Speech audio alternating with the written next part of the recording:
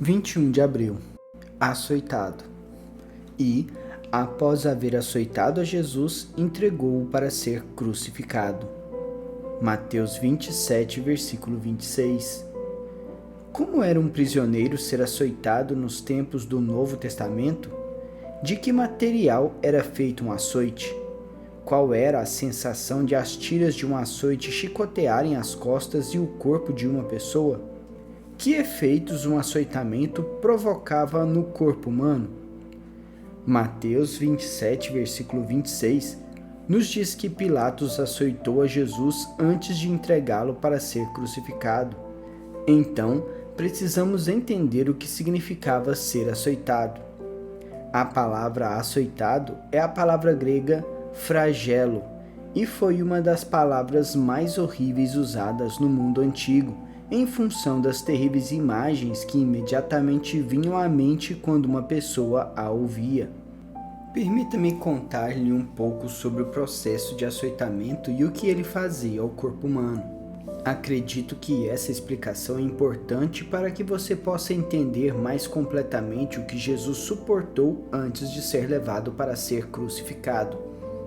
Quando era tomada a decisão de flagelar o indivíduo, a vítima começava sendo totalmente despida, para que toda sua carne estivesse exposta à ação do chicote do torturador.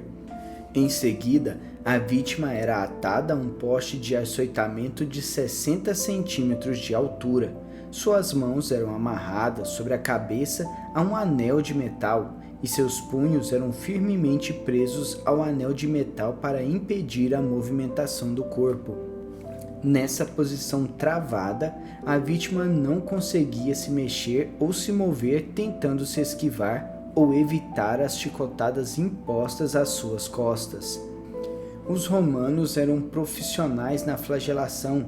Eles se deliciavam especialmente no fato de serem os melhores em punir uma vítima com esse ato brutal. Após a vítima ser presa ao poste e estendida sobre ele, o soldado romano começava a fazê-la passar por uma tortura inimaginável. Um escritor observa que a mera expectativa do primeiro golpe fazia o corpo da vítima se enrijecer, os músculos do abdômen se contraírem e a cor desaparecer das bochechas e os lábios se apertarem contra os dentes enquanto esperava o primeiro golpe sádico que iniciaria o rasgamento de seu corpo. O próprio flagelo consistia em um cabo curto de madeira do qual saíam várias tiras de couro de 45 a 60 centímetros de comprimento.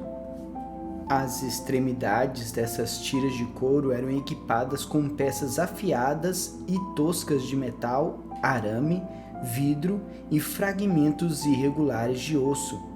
Essa era considerada uma das armas mais temidas e mortíferas do mundo romano.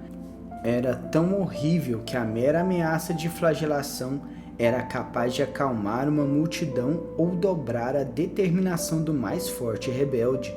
Nem mesmo o criminoso mais endurecido desejava ser submetido ao cruel açoitamento de um flagelo romano.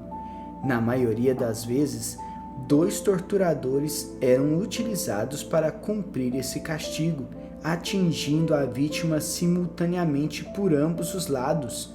Quando esses 2 chicotes atingiam a vítima, as tiras de couro com seus objetos irregulares, afiados e cortantes desciam e se estendiam por todo o dorso.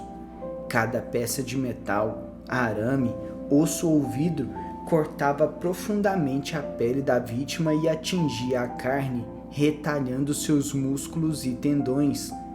Toda vez que o chicote batia na vítima, essas tiras de couro se enrolavam tortuosamente em seu tronco, dilacerando dolorosa e profundamente a pele do abdômen e do tórax.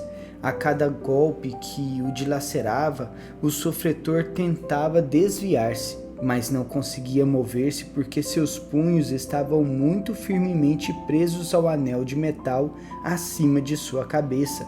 Impossibilitado de fugir do chicote, ele gritava por misericórdia para que aquela angústia pudesse chegar ao fim. Toda vez que os torturadores batiam em uma vítima, as tiras de couro atadas ao cabo de madeira causavam múltiplos ferimentos quando os pedaços de metal, vidro, arame e osso afundavam na carne e depois passavam pelo corpo da vítima.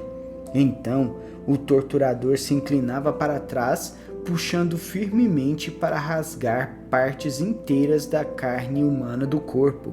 O dorso, as nádegas, as panturrilhas, a barriga, o tórax e o rosto da vítima logo estariam desfigurados pelos golpes cortantes do chicote.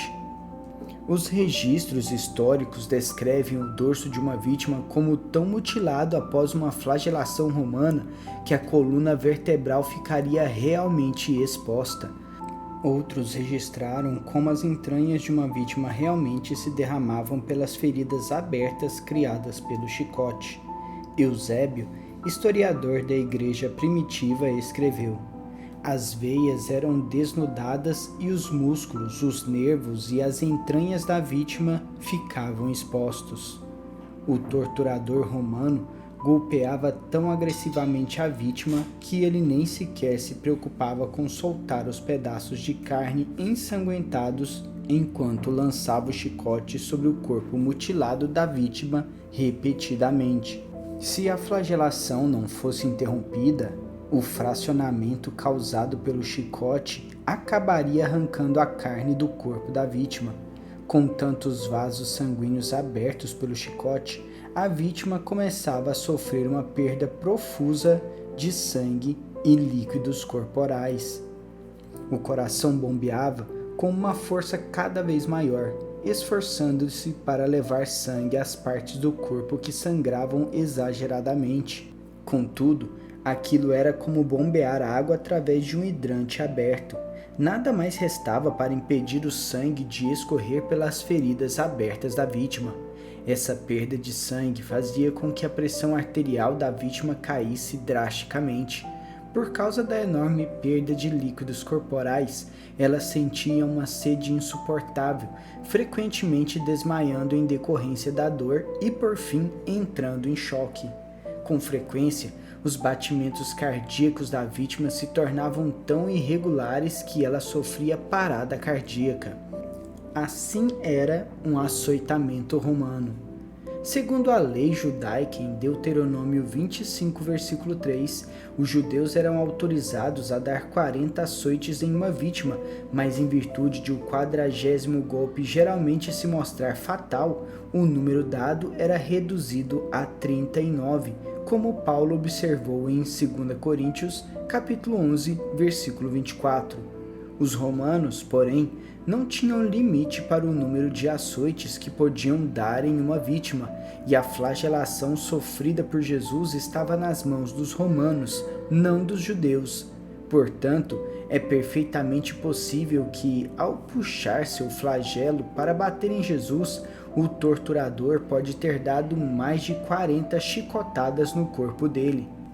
De fato, isso é até provável à luz da ira explosiva dos judeus por Jesus e a terrível zombaria que ele já havia sofrido nas mãos dos soldados romanos. Então, quando a Bíblia nos diz que Jesus foi açoitado, agora sabemos exatamente que tipo de espancamento Jesus recebeu naquela noite. Que preço o cruel chicote romano exigiu do corpo de Jesus? O Novo Testamento não nos conta exatamente a aparência de Jesus após ser açoitado, mas Isaías 52, versículo 14 diz: como pasmaram muitos à vista dele, pois o seu aspecto estava muito desfigurado, mais do que o de outro qualquer, e a sua aparência mais do que a dos outros filhos dos homens. Se tomarmos essa passagem em seu sentido literal, poderemos concluir que o corpo físico de Jesus ficou quase irreconhecível. Por mais assustador que pareça, isso foi apenas a introdução ao que estava por vir.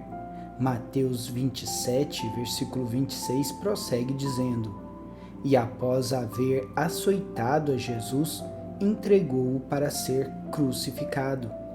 Aquele açoitamento foi apenas a preparação para a crucificação de Jesus. Sempre que penso no açoitamento recebido por Jesus naquele dia, penso na promessa que Deus nos faz em Isaías capítulo 53, versículo 5. Esse versículo diz: "Mas ele foi traspassado pelas nossas transgressões e moído pelas nossas iniquidades. O castigo que nos traz a paz estava sobre ele, e pelas suas pisaduras fomos sarados." Nesse versículo, Deus declara que o preço da nossa cura seria pago pelas chagas feitas no dorso de Jesus. Em 1 Pedro 2, versículo 24, o apóstolo Pedro citou Isaías 53, versículo 5. Ele disse a seus leitores: "Por suas chagas fostes sarados." A palavra chagas, usada neste versículo, é molopse, que descreve um hematoma no corpo inteiro. Ela se refere a um terrível açoitamento que arranca sangue e produz descoloração e inchaço no corpo todo. Ao escrever esse versículo, Pedro não estava falando por revelação, mas por memória, porque se lembrava vividamente do que aconteceu a Jesus naquela noite e de sua aparência física após sua flagelação. Após nos lembrar graficamente das contusões, hemorragias e açoites sofridos por Jesus, Pedro declarou com júbilo que era por essas mesmas chagas que nós fomos sarados. A palavra sarado é a palavra grega iaomai, que remete claramente à cura física, por ser uma palavra emprestada do termo médico usado para descrever a cicatrização ou cura física do corpo humano. Aos que pensam que essa promessa tem relação com a cura espiritual, a palavra grega fala enfaticamente da cura de uma doença física. Essa é uma verdadeira promessa de cura corporal que pertence a todos os que foram lavados no sangue de Jesus Cristo. O corpo alquebrado de Jesus foi o pagamento exigido por Deus para garantir a nossa cura física. Assim como levou voluntariamente os nossos pecados e morreu na cruz em nosso lugar, Jesus também levou voluntariamente sobre si mesmo as nossas doenças e dores quando o amarraram ao poste de flagelação e recebeu aquelas chicotadas em seu corpo. Aquela horrível flagelação pagou a nossa cura. Se seu corpo precisa de cura, você tem todo o direito de ir a Deus e pedir que a cura venha inundar o seu sistema. É tempo de você se impor e agarrar a promessa da palavra de Deus, liderando sua fé para a cura que lhe pertence. Quero incentivá-lo a ler a Pedra Preciosa de 23 de março, que discute o seu direito legal de pedir a Deus que lhe dê o que ele prometeu. Jesus passou por essa agonia por você. Então, não deixe o diabo lhe dizer que é a vontade de Deus você estar doente ou fraco. Considerando a dor que Jesus sofreu para levar as suas doenças naquele dia, isso não é prova suficiente para convencê-lo de quanto ele quer que você esteja fisicamente bem. Repita esta oração de fé. Senhor, estou tocado pelo que aprendi hoje. Eu não tinha ideia de quanta dor tu suportaste para pagar o preço da minha cura física. Perdoa-me pelos tempos em que tolerei enfermidade e nem orei para ser curado. Agora entendo que o teu desejo de me ver curado é tão grande que tu pagaste um preço muito além de tudo que eu jamais serei capaz de compreender. Uma vez que o meu bem-estar físico é tão importante para ti, a partir de hoje eu me determino a andar em saúde e cura divinas. Estou tomando uma posição de fé de caminhar em cura e possuir plenamente a saúde que tu compraste para mim naquele dia em que foste tão severamente espancado. Assim eu oro em nome de Jesus. Repita esta confissão de fé. Confesso corajosamente que estou curado pelas chagas de Jesus Cristo. A agonia que ele sofreu foi por mim e pela minha saúde. Não tenho de estar doente, não tenho de ser fraco e já não tenho mais de viver à mercê da aflição. As chagas no corpo de Jesus foram por mim. Por isso, Hoje eu libero a minha fé e me comprometo a não me conformar com menos do que o melhor de Deus. Cura e saúde divinas todos os dias da minha vida. Declaro isso pela fé em nome de Jesus. Reflita nestas questões. O que você aprendeu de novo hoje do açoitamento que Jesus sofreu por você?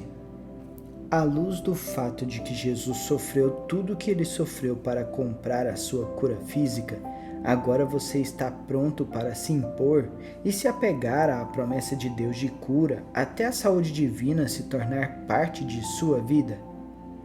Que outras passagens você pode afirmar para a sua cura? Por que você não escreve essas passagens em um pedaço de papel e as coloca em um lugar visível, onde possa lê-las todos os dias? Ainda melhor, por que não as memoriza para poder citá-las para você mesmo?